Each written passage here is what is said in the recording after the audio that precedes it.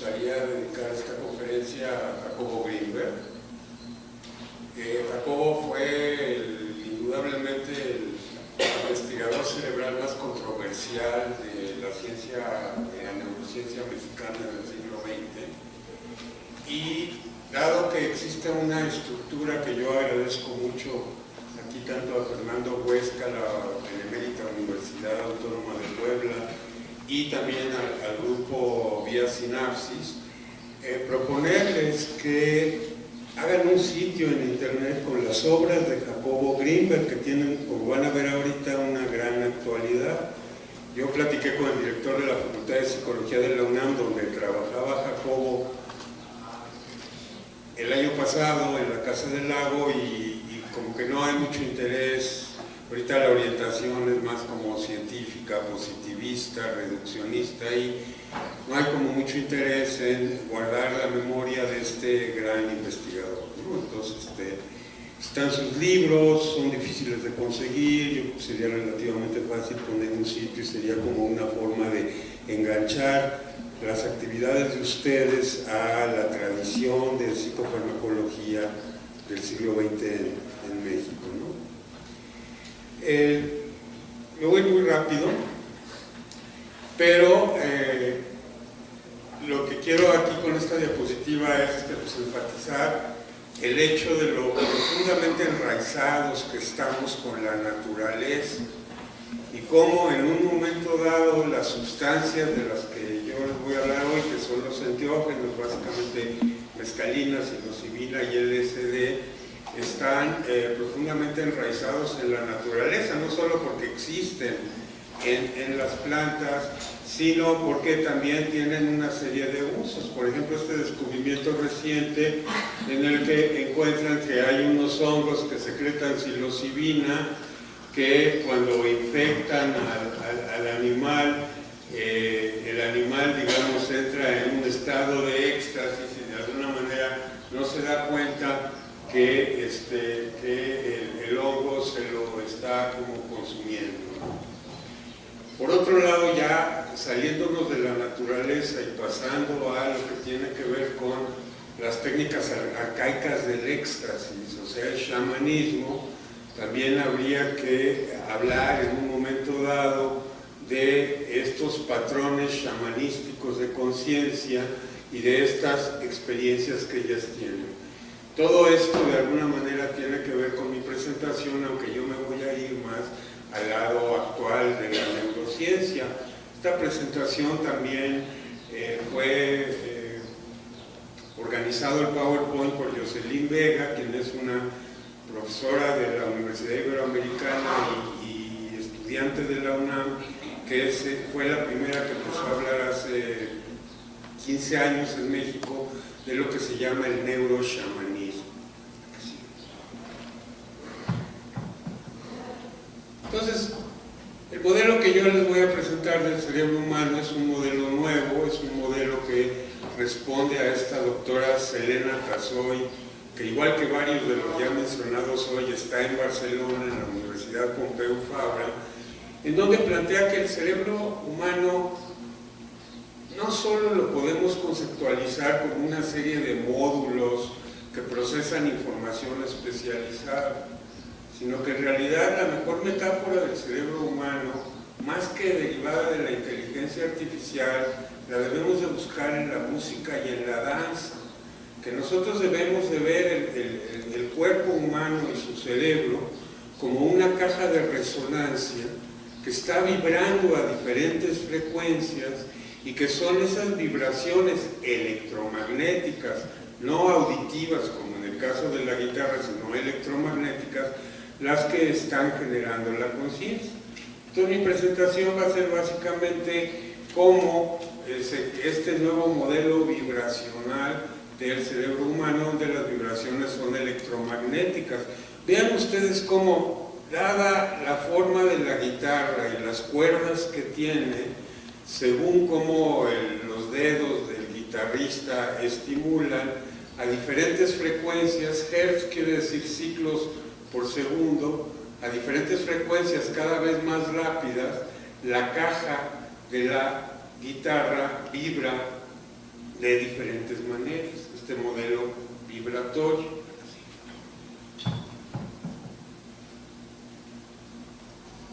Aquí tienen ya vibraciones más altas, donde ven ustedes cómo el sonido puede organizar diferentes formas espaciales. El tema de la sincronización de las ondas cerebrales es un tema muy actual, se empieza a estudiar cómo se sincronizan las personas en psicoterapia, o cómo se sincronizan en un concierto, o cómo se sincronizan en la danza. Y entonces yo les voy a hablar de nueva información cerebral que deriva de la utilización de las ondas electromagnéticas para ver diferentes aspectos del cerebro. Es decir, el organismo humano está hecho para ver este pedacito del espectro electromagnético, lo que nosotros llamamos color. Pero las ondas electromagnéticas tienen frecuencias mucho más rápidas que las que vemos con los ojos y también mucho más lentas. Las lentas son de uso muy tecnológico en los nuevos medios de comunicación, las rápidas ya dependen más como de radioactividad. Entonces yo lo que les voy a estar hablando son evidencia derivada de la posibilidad de ver el cerebro humano desde otros puntos de vista energéticos para los cuales no está construido el organismo humano, básicamente la tomografía de positrones y la resonancia magnética nuclear. El modelo, entonces, este modelo vibracional del cerebro tiene que ver con esta idea de que existen ciertas zonas del cerebro que se dedican a funciones especializadas. Tienes en la parte de atrás la vía visual, tienes dos zonas que tienen que ver con la atención enfocada, con el control de los movimientos de los ojos, con la atención en el sentido de lo que deseas en ese momento. Tienes una parte afectiva, tienes la parte que tiene que ver con la sensibilidad táctil y el movimiento, tienes esta zona frontoparietal que tiene que ver con lo que los filósofos llamaría quizá aquí Fernando la razón, ¿no? Sobre todo el hemisferio izquierdo, muy vinculados con el lenguaje, y una nueva, que es el gran descubrimiento de estos 40 años de técnicas de imágenes cerebrales, que es este sistema, que como ven ustedes es el sistema más grande comparado con los otros, y que sería el sistema cerebral de la imaginación, esta red basal o red default que se llama, que sería la red de la imaginación. Y le doy importancia porque es precisamente esta red de la imaginación sobre las cuales actúan la mescalina, la psilocibina y el LSD. Otra forma de ver esto es ya meterle matemáticas de redes, lo de la conectividad, y entonces tratar de ver estas zonas que aquí están dispuestas anatómicamente, cómo están funcionando funcionalmente, cómo están oscilando como grandes coreografías, grandes danzas neuronales, y cómo están intercomunicadas entre sí y qué zonas están oscilando, de manera tal de que el nuevo modelo de funcionamiento cerebral es musical, es coreográfico, dancístico, y vean ustedes cómo sus tres principales nodos de esta representación abstracta basada en el análisis de 100.000 series de tiempo que están viendo estos tomógrafos y que están estudiando las correlaciones, cómo está conectado el cerebro humano. Y entonces tienes aquí una zona muy importante que sería la táctil motora, tienes aquí la zona visual y tienes aquí esta red cerebral de la imaginación y de la creatividad. Imaginación, es importante que tengamos muy presentes de esta comunidad de nosotros que el ego, y tu idea de un ego unificado y de una identidad personal estable, es, como dice Fernando Pessoa, un acto de imaginación.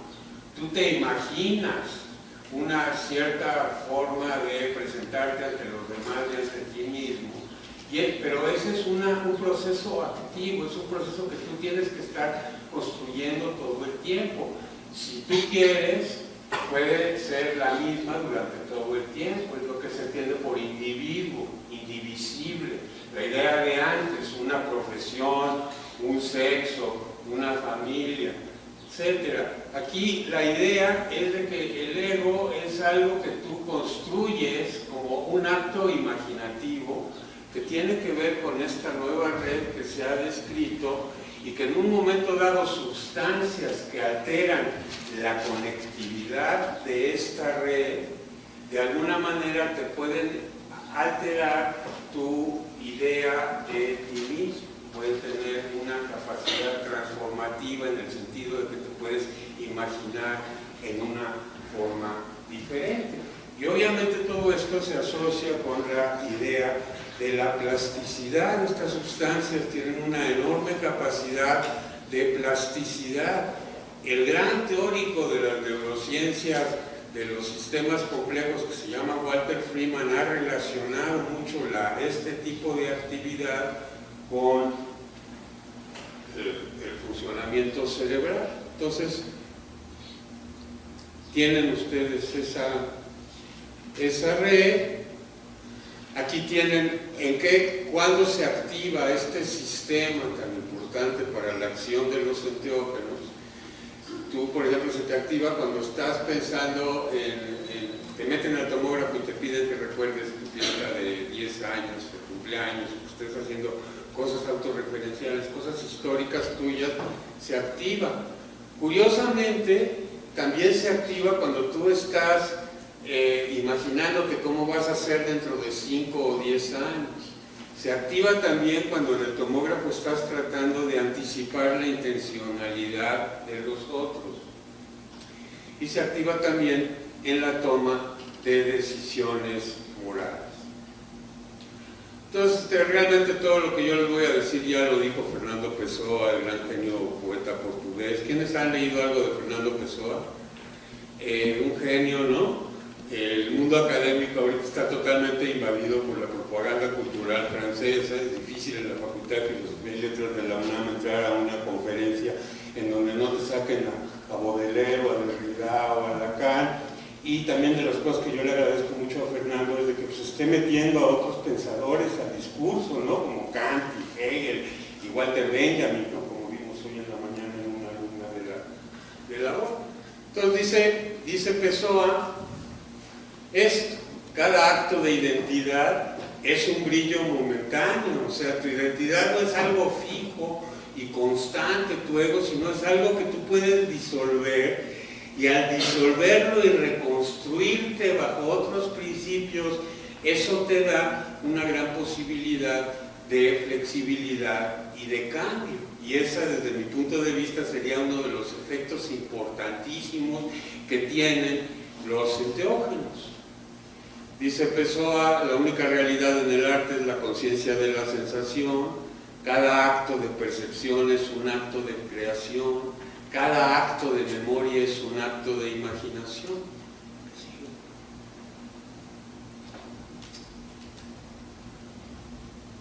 Dice Pessoa, soy un montón confuso de fuerzas llenas de infinito.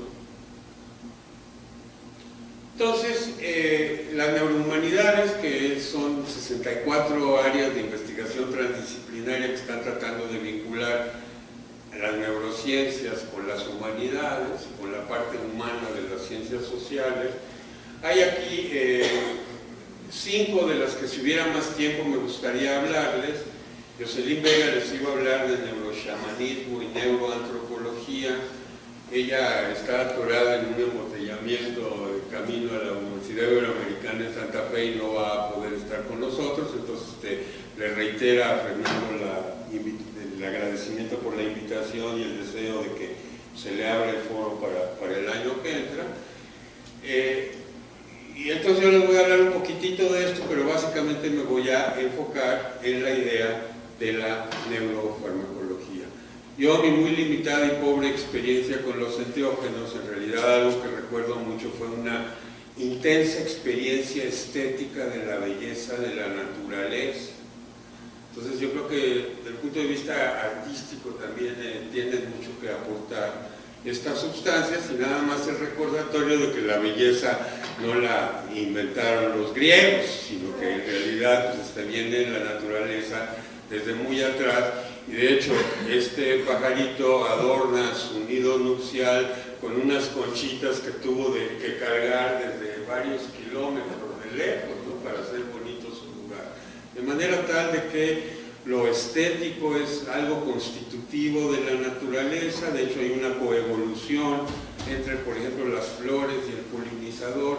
La flor trata de desarrollar estímulos atractivos, ¿no? La flor, la que se perfuma, se ofrece, entonces la flor se ofrece con sus colores, con sus olores, busca una fidelidad del depredador, de que siempre regrese a ella porque quiere que el ADN de la flor pues, vaya a otras flores similares.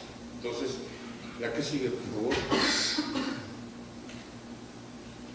Si quieren una referencia nueva a todo lo que se llama neurociencia psicodélica, aquí tienen ustedes este libro que salió el año pasado, que les recomiendo incondicionalmente, pero me llamó la atención que en la Bienal de Arte de Venecia este año, en un póster del tamaño de ese lado, había una serie de caricaturas donde la primera imagen era esta caricatura en donde los artistas de la Bienal de Venecia están planteando esa misma idea de ver al cerebro y al organismo no como una cosa, sino como una onda.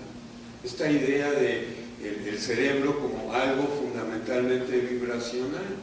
Es decir, para aquellos de ustedes que son artistas, aquí la neurociencia les puede estar enriqueciendo de ideas que en un momento dado pueden trasladar al arte. Y por otro lado me llamó mucho la atención pues, lo actual, ¿no? del arte contemporáneo, que en un momento dado está tomando las ideas nuevas importantes de la humanidad.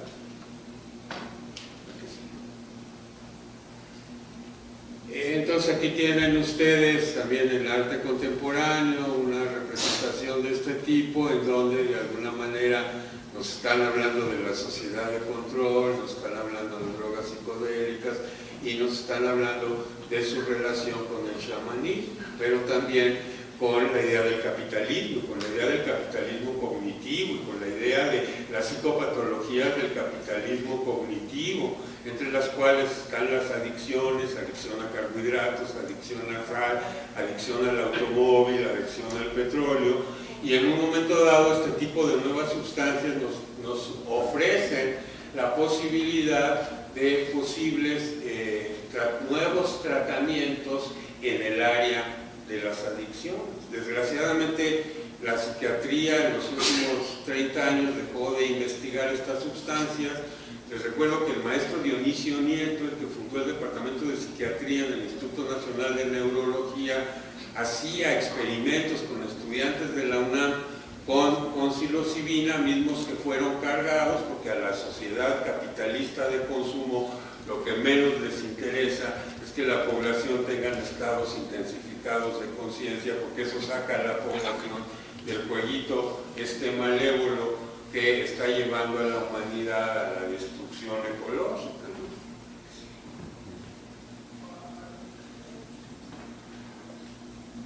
Entonces, a reserva que la maestra Jocelyn Vega les platique con más detalle de esto, les presento la bibliografía fundamental del neurochamanismo, en donde un autor importante es Michael Winkelmann.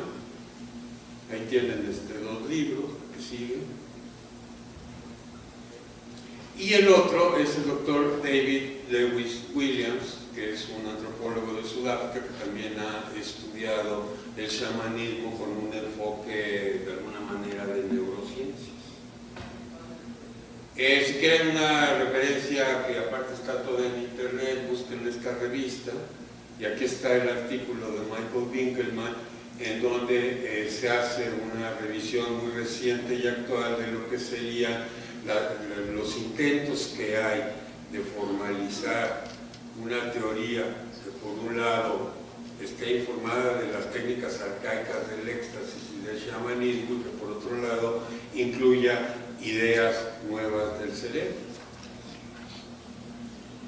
De unos 3-4 años para acá han empezado a salir una pléyade de artículos en donde se documentan los efectos positivos de los enteógenos en la depresión, en la ansiedad, en la angustia de, por ejemplo, personas que tienen un cáncer terminal y que les permite bien morir de alguna manera, les permite reconciliar con su situación existencial.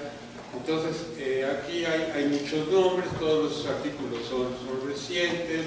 El investigador fundamental en estas aplicaciones terapéuticas de las sustancias es el doctor Carhart Harris. Desgraciadamente, como son sustancias criminalizadas por la ley, es muy difícil hacer investigaciones sobre esto. De manera tal de que por eso son fundamentalmente importantes estas alianzas entre las universidades y la sociedad civil, como la que nos convoca aquí hoy, para precisamente presionar a la sociedad a que investigue con estas sustancias. En general, en los centros de investigación de neurociencias, pues no está muy bien visto, ¿no? Y meterte a investigar estas cosas. Yo me imagino que aquí nuestro amigo hegeliano debe haber tenido a lo mejor algunos problemas por estarse metiendo con estos temas con sus, digamos, colegas más ortodoxos. Pero ahí es donde hay un papel muy importante de comunidades como esta, de estar presionando y estar impulsando a que se haga investigación sobre estas sustancias, porque básicamente fue la industria farmacéutica la que de alguna manera eliminó, dando un golpe bajo a la competencia, una competencia muy desleal, porque en un momento dado pues, sí los podría en muchos casos desbancar, y fomentando toda una exceso de crecimiento de la medicación de personas que tienen que caen bajo problemas existenciales, que la psiquiatría lo único que les ofrece son esos medicamentos de la industria farmacéutica. Aquí, como estos productos no son patentables, para nadie es negocio, y entonces tenemos que ser nosotros desde la sociedad civil los que estemos impulsando a que se investigue sobre estas cosas y eventualmente que se descriminalice, pero cuando menos de entrada que se investigue. Si en Estados Unidos y en Europa se está encontrando que estas sustancias tienen efectos importantes sobre la depresión, que es un problema gigantesco a nivel mundial, cada vez se presenta más frecuentemente en niños, pues una buena forma de empezar sería en un momento dado pues que se presionar a la sociedad civil para que se investigue, ¿no? Para que se repliquen esas investigaciones aquí, para que se invite a las comunidades milenarias que tienen experiencia en el uso ceremonial de estas sustancias con fines no solo de enriquecer tus estados de conciencia, sino de crear comunidad y aprovechar todo ese enorme conocimiento que tiene en nuestro país. Entonces, Carhart Harris sería una referencia que sigue, y la otra sería en el modelo teórico musical vibracional del cerebro, una investigadora turca que se llama Selen Atasoy. Pero como ven, la mayoría de las bibliografías de 2017, 2018, 2017.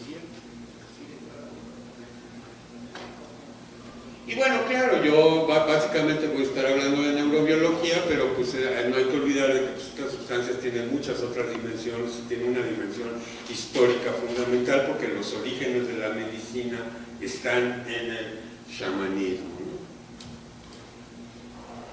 ¿no? Ahí entonces tienen también un artículo reciente del doctor Carhart Harris que ya está utilizando este lenguaje matemático de los atractores extraños y de las redes topológicas y de los efectos no lineales. Es un artículo, por ejemplo, reciente, es esta idea de la microdosis de psicodélicos y las diferencias en creatividad en microdosis. Hay muchas gentes que reportan efectos positivos de esto. Son gente que lo está teniendo que hacer en una forma semiclandestina.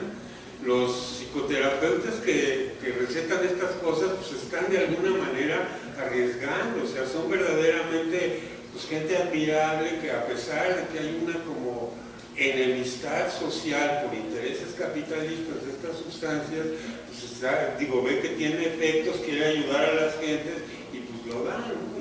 Y yo tengo casos en mi familia de gente que ha utilizado esto, por ejemplo, en el caso de estrés postraumático, con buenos resultados.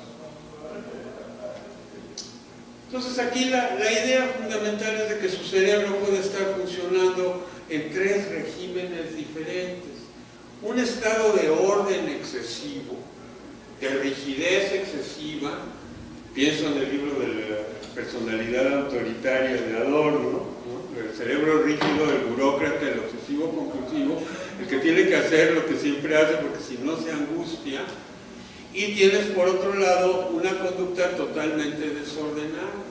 Pero en medio, en ese orden entre el orden y el desorden, hay una forma de conectividad de los múltiples elementos neuronales del cerebro que en ciencias de la complejidad y en matemáticas se ha denominado criticalidad, en donde el sistema tiene una cierta rigidez, o sea, sería como memoria, como que se acuerda de lo que vino antes, pero también tiene una cierta apertura al desorden, un momento que se ha relacionado mucho con la criticalidad.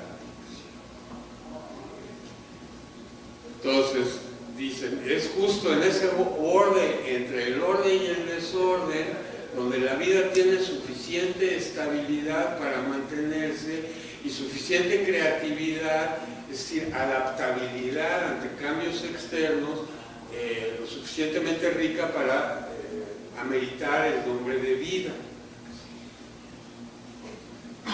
Entonces, en este modelo vibracional del cerebro de la doctora Selena Tasoy, ¿qué es lo que hace el LSD? Se ha encontrado lo mismo con la mescalina y con la psilocibina. Bueno, déjenme aclarar de que no es lo mismo decir psilocibina que decir hongos sagrados, porque los hongos tienen una multiplicidad de sustancias, y lo mismo con el peyote. Entonces aquí también habría que ver qué es mejor, si usar la sustancia natural o la sustancia artificial.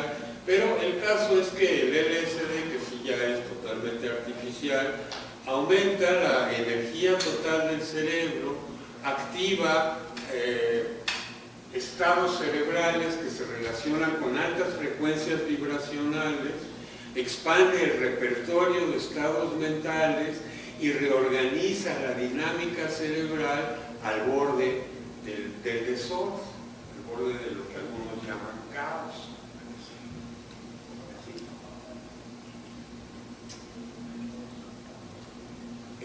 Entonces aquí estamos metiendo la nueva ciencia de moda, que es la ciencia de la complejidad. Tú metes a la persona al tomógrafo, estás obteniendo 100.000 series de tiempo de cómo están vibrando 100.000 diferentes partecitas del cerebro, estudias las correlaciones y de ahí te puedes ir, por ejemplo, a hacer una descripción del cerebro humano desde el punto de vista de una gráfica. Aquí cada uno de estos bordecitos es un pedacito de la zona cerebral y las líneas lo que reflejan es qué conectividad que están anatómicamente alejadas. Este sería el nuevo lenguaje de la representación cerebral en base a estos estudios, en donde estás viendo tú la conectividad entre diferentes zonas del cerebro. Aquí tienes el modelo de la doctora Selena Tasoy, en donde agarran la información esta funcional de cómo le está fluyendo la sangre al cerebro en miles de lugarcitos y estudian la correlación vibracional. Entonces ya lo que hace es que descompone estas vibraciones en grandes como oscilaciones del hemisferio derecho y el hemisferio izquierdo, y ya en oscilaciones más pequeñas. Lo que hace el LSD es que está el cerebro, digamos, de las personas, no quiero llamarlas normales, porque el estado de la humanidad ahorita es aberrantemente anormal, estamos destruyendo la ecología, pero bueno, de las personas, digamos, bien adaptadas a la orgía capitalista que estamos viviendo, andan más o menos así, y estos estados inducidos por los enteógenos más bien te ponen al cerebro a vibrar en frecuencias más altas. Aquí tienen ustedes una gráfica interesante que también nos puede servir como argumentación para que la sociedad tenga un trato un poco más justo con estas maravillosas sustancias, que es, aquí tienes qué tan letal es la sustancia, o sea, qué tanta diferencia hay entre la dosis que te produce el efecto psicológico y la dosis que te mata, y aquí tienes el potencial a las adicciones.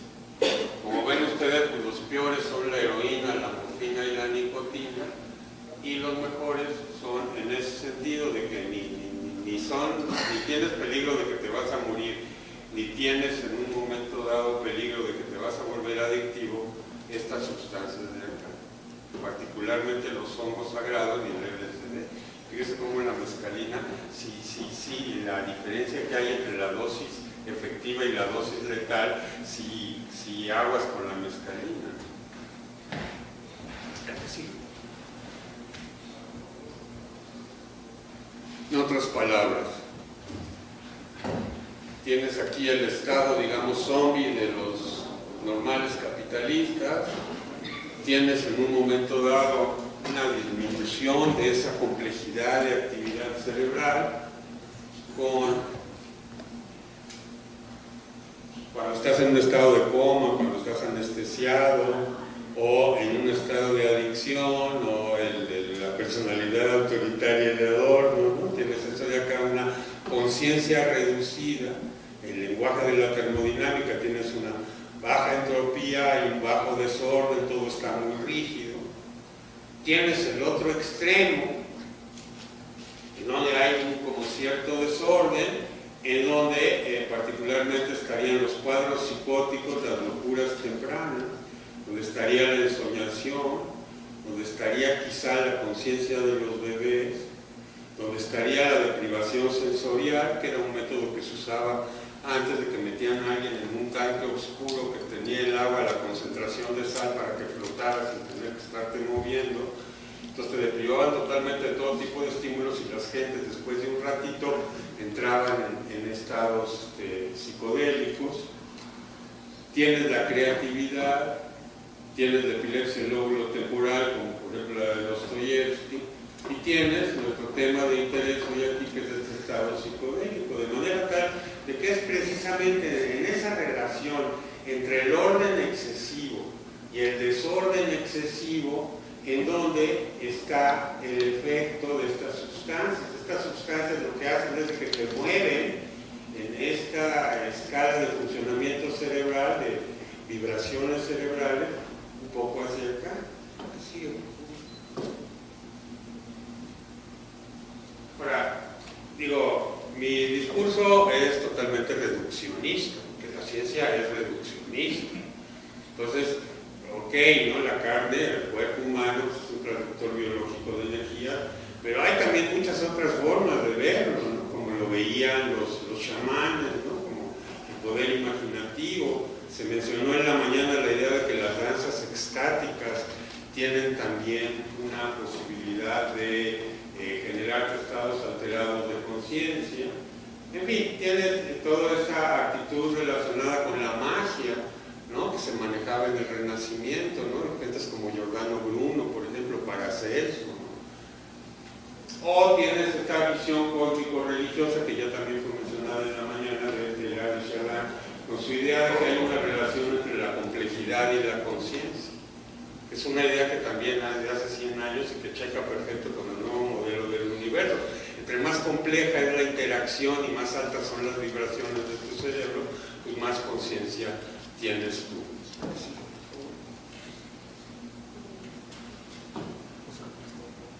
Digo, esta idea vibracional que estamos redescubriendo en Occidente es muy antigua. De hecho, en la tradición tanto hinduista como budista tantra, el universo es concebido como una red de vibraciones energéticas emitidas por la actividad sexual de Shakti con Shiva.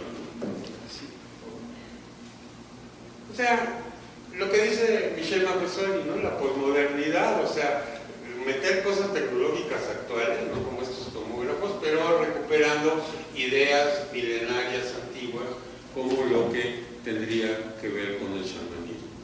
Todo el cuerpo es un sistema vibracional, tienen ustedes cómo va aumentando tu frecuencia cardíaca de que tenían 4 meses de embrión, cómo va disminuyendo. Vean por otro lado la enorme variabilidad que hay entre diferentes seres humanos. Aquí cada puntito es una persona, un fetito, ¿no?, que le tomaron su frecuencia cardíaca durante todo el embarazo, y vean ustedes la enorme dispersión, lo cual me lleva también a otra importantísima aclaración, que es que cualquier sustancia potente que tú ingieres, psicofármaco, pues te estás jugando la vida.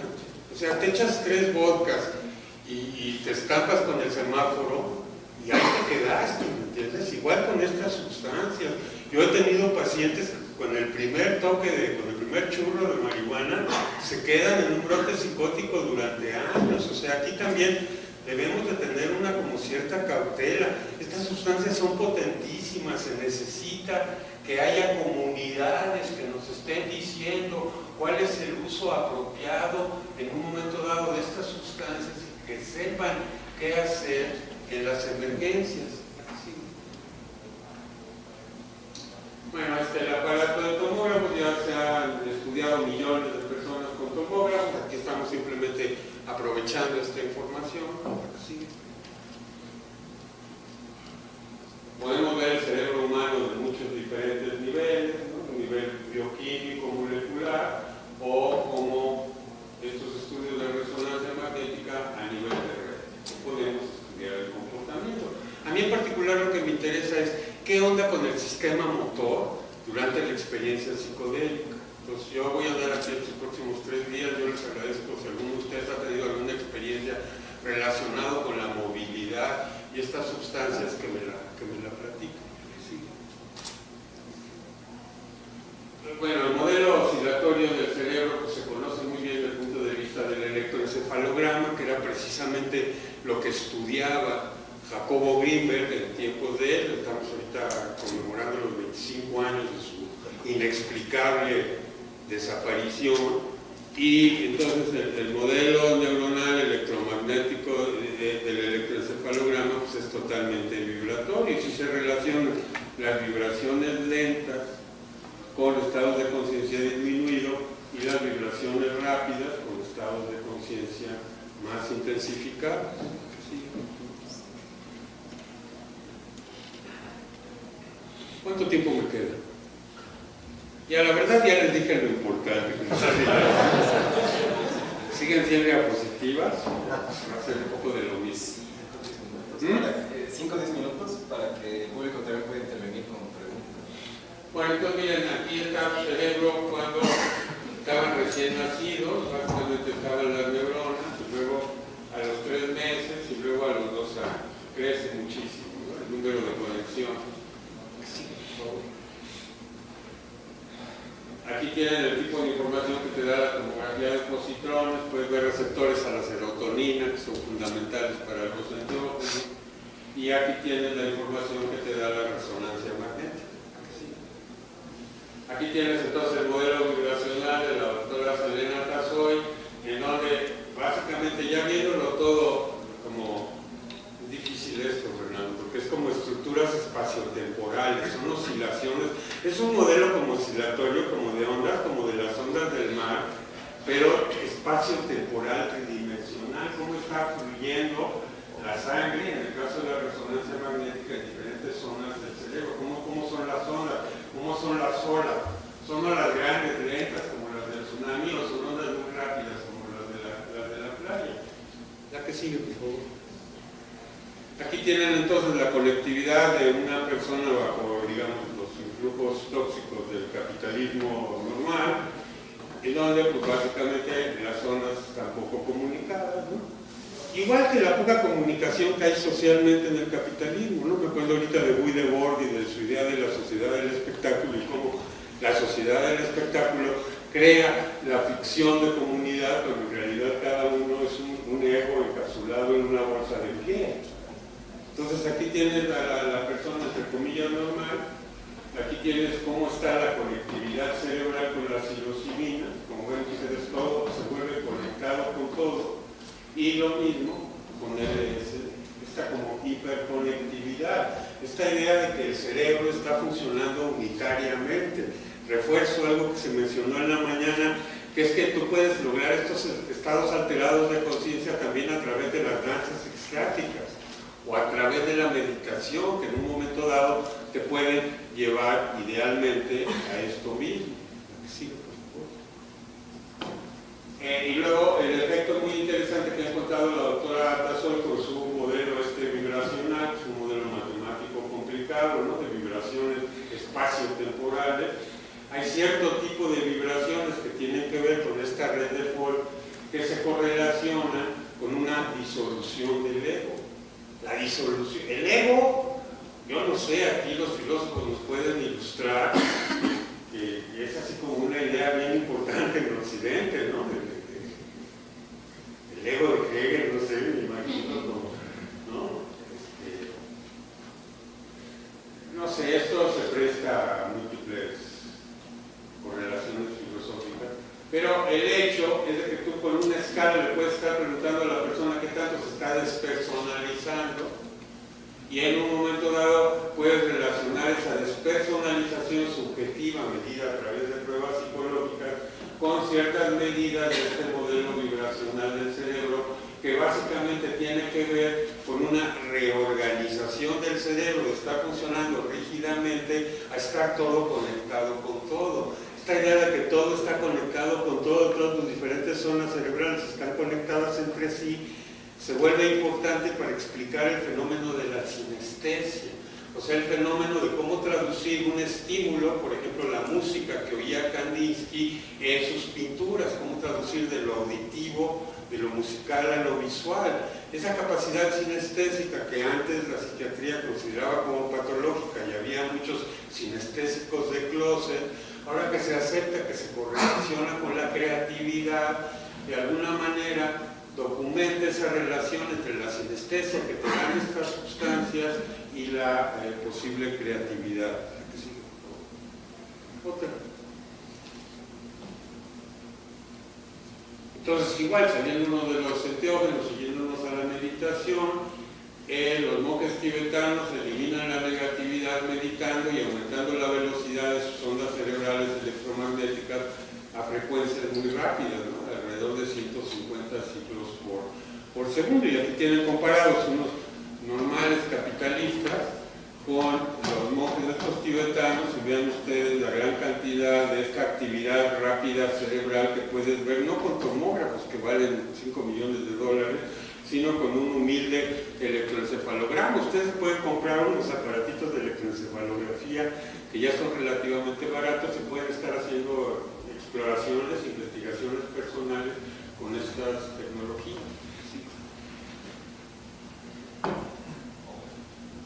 Entonces, las prácticas tántricas basadas en el símbolo del encuentro vibratorio de las energías femenina y masculina tienen como objetivo la consecución de la unidad, fuente de sabiduría. Aquí tienen entonces, para los que les gusta la anatomía, ahí tienen las zonas de esta red basal, o red de la creatividad, o red de la imaginación. Aquí tienen la red de la razón, aquí tienen la de la imaginación, la de las emociones, la de la atención, la de la tactilidad y el movimiento, y la vía visual, el cerebro reducido a 6 sistemas. Ahí tienen esta idea de ver el cerebro como una red que en un momento dado está vibrando y está cambiando. La que sigue, por favor. Fíjense cómo cambia, fíjense cómo estas redes, miren por ejemplo, aquí tienen la que nos interesa, que es esta, que es la de la imaginación. Aquí es antes de desayunar, en la mañana, y aquí es 2 horas después, que ya te desayunaste y ya te metiste la droga capitalista, que es el café, ¿no? Entonces, tienes conectado, antes de entrarle a la cafeína, tienes conectada tu red de la imaginación con tu red de la razón. Perdón, Fernando, digo, ya sé, estoy aquí. Si estuviéramos en tu facultad nos sacarían a patadas con tomatazos, pero bueno, yo sí les digo para rápido. La red de la imaginación, la red de la razón, aquí tienes la red del deseo, la red de lo que te llama la atención, aquí tienes la red visual y motora, y aquí tienes la red, bueno, tienes esto.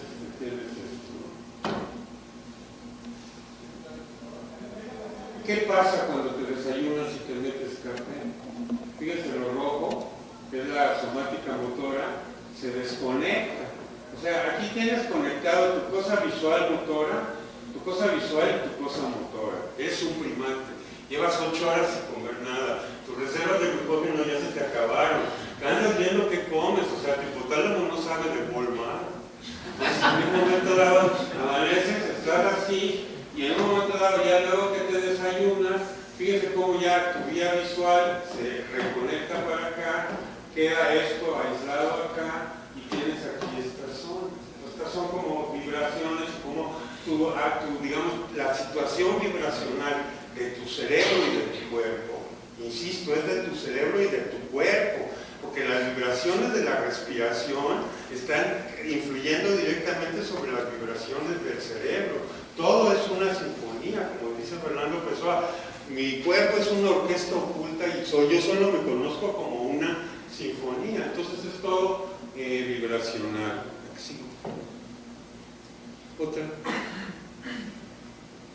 Entonces los enteógenos estimulan morfogénesis novedosa de estados cerebrales y mentales, te dan plasticidad, te dan capacidad de cambio.